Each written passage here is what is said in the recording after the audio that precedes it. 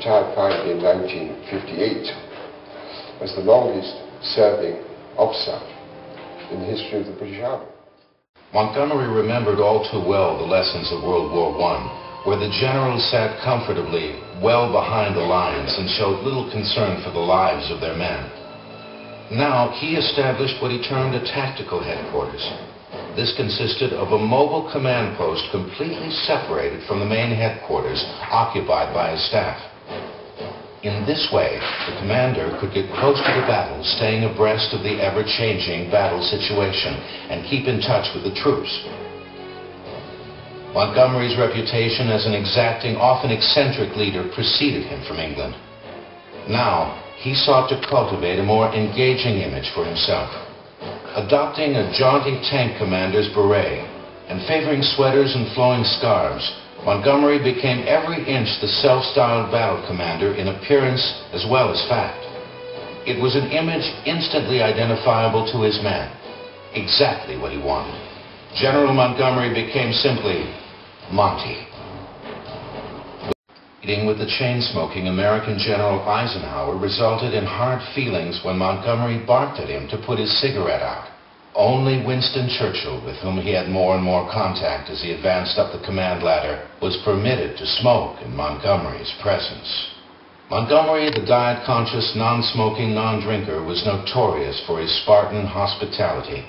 Later in the war, he invited a captured German general named von Thoma to dinner, hoping to get some information out of him. This incident sparked a small controversy back in London, and Churchill was informed. Instead of criticizing Montgomery, the Prime Minister remarked, "Poor von Thoma, I too have dined with Monty." It was a turning point of the war. It was obvious that the British and their allies would defeat the Germans after that. No one knew how long it would take, but the Germans were not going to win. Winston Churchill described the victory's significance when he said, "Up to Alamein, we survived. After Alamein, we conquered." Only months before, Monty had left England an obscure training officer. Now he returned, the national hero. I can remember the first time he came back to England after the Promenade, when staying with him in London, and he was mobbed in the streets like a pop star. We went to a theatre one evening in London, and as we sat down in this box, there was a standing ovation. The whole audience stood up and cheered. So it was a very strange feeling. With the victory in North Africa, the Allies turned their attentions toward Europe. Eisenhower, the American general with whom Monty had at best a contentious relationship, had been appointed Supreme Allied Commander and Monty's boss. He didn't have any respect for Eisenhower as a commander, because, first of all, Eisenhower had actually never commanded anything. Eisenhower, his whole career, was on the staff. And my father had commanded every single unit, from a platoon to an army group. England in 1944 was in a depressed state. The people were tired after years of deprivation, and they dreaded the battle to come. In the months before D-Day, Monty toured the English countryside, visiting troops of every nationality who were preparing for battle. At each stop, he walked among them, talking to them, explaining in detail what lay ahead and how each of them figured in the scheme of things. Montgomery began to include ordinary civilians in his morale-boosting tours.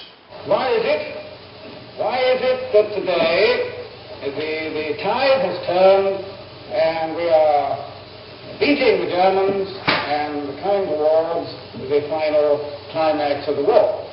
I'll tell you why it is. It's because we've got far the best equipment and we've got far the best men. And women too. Far the best.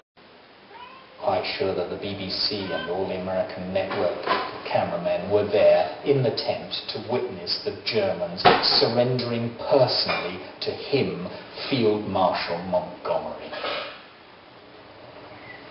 He was determined there should be absolutely nothing spared the Germans, and he treated them extremely roughly when they arrived And he said, who are these men? What do they want?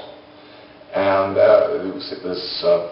films at the time were very evocative. This small, cocky British general in his rather scruffy battle dress, and these hugely tall, gaunt, sinister-looking Germans with their peaked caps and their black, shiny overcoats.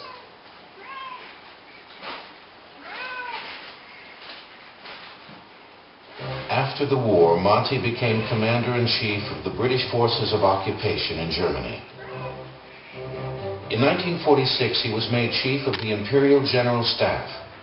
Also in 1946, he was ennobled Viscount Montgomery of Alamein.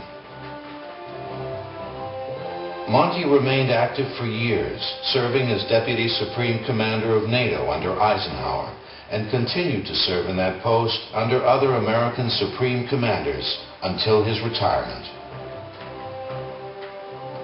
He retired finally in 1958 as the longest serving officer in the history of the British Army, because he had been continuously in service since he was commissioned in 1908 until he retired in 1958. So he was 50 years as a serving officer in the British Army.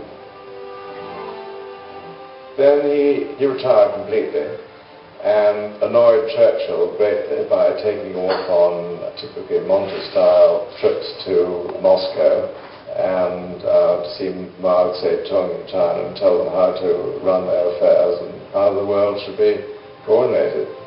He was so enamored with his Rolls that he bought the car from the War Department. Monty kept it until 1962 when his chauffeur passed.